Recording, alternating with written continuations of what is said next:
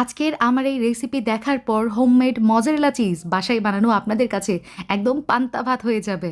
এটা কি পরিমাণ স্ট্রেচি হয় আপনারা নিজেরাই দেখেন। এই রেসিপি বানানো যদি একবার শিখে যান তাহলে দোকান থেকে জীবনেও আর মজারেলা চিজ কিনতে হবে না। এর আগেও আমি বাসায় অনেকবার মজারেলা চিজ বানিয়ে নিয়েছি, তবে এত ভালো রেজাল্ট আমি এর আগে কখনোই পাইনি। ট্রাস্ট মি গাইজ, হৃদয় ফেরদৌস খান চ্যানেলের ওপর বিশ্বাস রেখে এই রেসিপিটা বাসায় একবার ট্রাই করতে পারেন, আশা করি নিরাশ হবেন না। তো চলুন আমার সাথে আমার কিচেনে রান্নাটা স্টার্ট করছি। প্রথমেই লাগছে আমার 4 টেবিল চামচ হোয়াইট ভিনেগার অর্থাৎ সিরকা। তো সিরকার মধ্যে আমি মিলিয়ে দিয়েছি 4 টেবিল চামচ পানি। এই সলিউশনটা একটা সাইডে রেখে দিচ্ছি। আর এখন লাগছে আমার গরুর কাঁচা দুধ। এখানে নিয়েছি 1.5 লিটার পরিমাণ। চুলার জালটা অন করে দিব। আর এটা হচ্ছে ফুল ফ্যাট মিল্ক, ঠিক আছে? অর্থাৎ যেই দুধে ননি যুক্ত থাকে সেটাই। আপনারা যারা গ্রামে আছেন এই দুধ ম্যানেজ করা কিন্তু কোনো ব্যাপারই না। আর যারা শহরে আছেন তারা দোকান থেকে ফুল ফ্যাট মিল্ক কিনে নেবেন, তাহলেই হবে। দুধের বরফগুলা যখন গলে গিয়েছে আমি কিন্তু চুলা থেকে পাতিলটা নামিয়ে নিয়েছি। এই দুধটা কিন্তু জাল করে বলক আনতে হবে না। সাথে সাথে চুলা থেকে নামিয়ে নিয়ে আমি আঙ্গুল দিয়ে টেস্ট করছিলাম, হালকা কুসুম গরম হয়েছে। এই পর্যায়ে আমি দিয়ে দিলাম ওই যে সিরকার সলিউশনটা বা হোয়াইট ভিনেগারের সলিউশন দিয়ে আলতো হাতে এটা নেড়ে নিতে হবে। তো নেড়ে নেওয়ার এক পর্যায়ে দেখতে পারবেন যে সমস্ত ছানাগুলা একসাথে হয়ে গেছে। আর এখন আপনাদেরকে একটু স্প্যাচুলাতে করে দেখাচ্ছি, দেখেন এটা এখনই কতটা পরিমাণ স্ট্রেচি হয়েছে। এখন এই ছানাটা আমি একটা স্টেনারে রেখে দিচ্ছি এক্সট্রা পানিটা ঝরে যাওয়ার জন্য। আর এইদিকে যেই পানিটা বেঁচে গেছে দুধের পানি, এটা কিন্তু ফেলবেন না। এই পানিতে অনেক ভাইটামিন থাকে, পাশাপাশি এটা আমি ফ্রিজে সংরক্ষণ করে রাখি।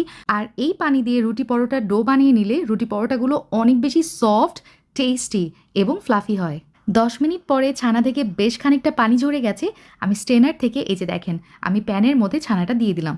চুলার জালটা থাকবে লো টু মিডিয়াম হিটে। আর স্টেনারের সাথেও যেটুকু ছানা বেঁচে গেছে সেটাও আমি চেঁচে মুছে এখানে দিয়ে দিচ্ছি, কারণ কোনো অংশই আমি এখানে নষ্ট করতে চাচ্ছিলাম না। তো চুলার জালটা আবারও বলছি লো টু মিডিয়াম হিটে থাকবে। জাল করার এক পর্যায়ে খেয়াল করবেন এই চিজের মধ্যে থেকে, মজারেলা চিজের মধ্যে থেকে কিন্তু যেই এক্সেস পানিটা ছিল সেটা কিন্তু বেরিয়ে আসছে। এই পর্যায়ে আমি দিয়ে দিচ্ছি লবণ 1/2 চা চামচ, কারণ আপনারা জানেন মজারেলা চিজ কিন্তু সামান্য একটু সল্টি হয়। এখন আর কোনো কাজ নেই, এখন এই জালে আমাকে এক্সেস পানিটা শুকিয়ে নিতে হবে। আর আস্তে আস্তে মজারেলা চিজ কিন্তু একটা মানে স্ট্রেচি ফর্মে চলে আসবে, যেটা কিনা অরিজিনাল মজারেলা চিজ আমরা দোকান থেকে কিনে খাই। তবে এটা হচ্ছে প্রিজারভেটিভ দেওয়া ছাড়া, যেটা কিনা আমাদের শরীরের জন্য অনেক বেশি হেলদি।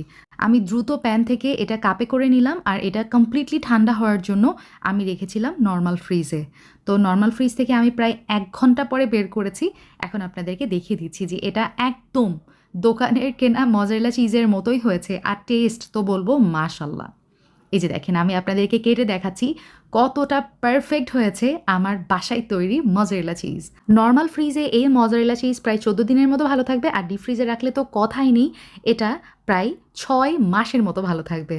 এই চিজ আপনারা যে কোনো খাবারে, পিৎজা, পাস্তা, স্যান্ডউইচ তৈরিতে ব্যবহার করতে পারেন।